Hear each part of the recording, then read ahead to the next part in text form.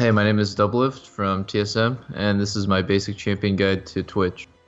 I'd rate Twitch probably a 6 or 7 out of 10 in solo queue. Usually, non-escape ADs have a really big problem, but the thing about Twitch is that he has resets and stealth, which make him extra good in solo queue. I think in non-competitive play, stealth is the most broken mechanic because people are typically not paying too much attention to where the AD carry is, and they only see what's on their screen because their map awareness is really low. So with that being said, you're usually going to be able to get free kills mid, early, late game, whatever, just because people aren't paying enough attention to where you could be and whether or not you're missing on the map. So the only thing you should really look out for in solo queue is getting 3 or 4 man early game. If you get really far behind on Twitch, he has a hard time farming, but the fact that Runons was changed to be a core item on him kind of mitigates that a little bit. As soon as you get Runons, you can just push up the wave really quickly and look for fights or look to roam.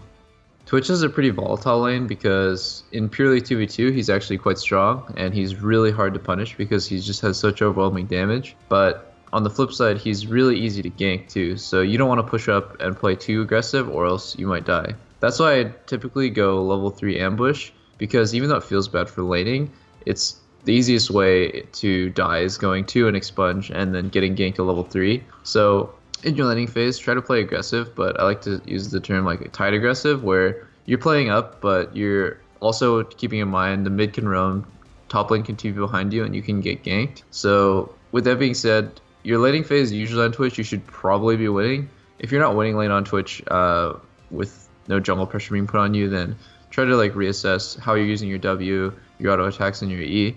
As soon as you hit level 6, going for kills is super easy. You can hit the enemy AD carry and he can't even hit you back. So in terms of like overall laning, I think Twitch is one of the best. And if you can just really get down the mechanics of him, you should be able to win lane consistently.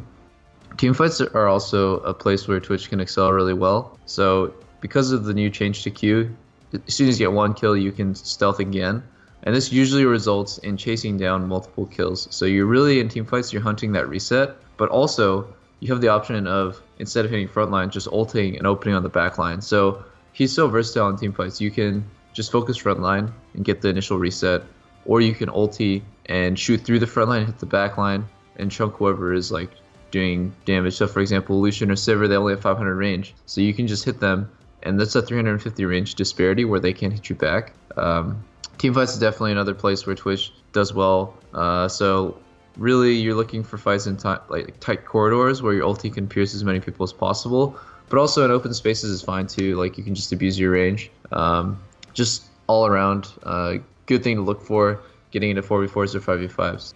Twitch does best if your team comp has some protection. Usually that means CC or knockbacks, zoning.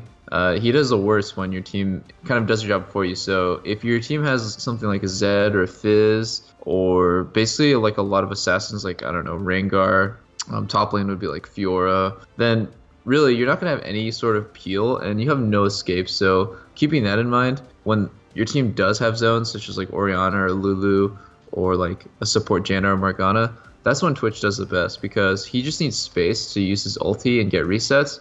And he's kind of like a one-man show where he's the hyper carry and he needs resources, he needs zoning and protection, and then he can just do an insane amount of damage. Without that, probably not the optimal time to pick him in solo queue. You might get zerged in team fights and not really do anything.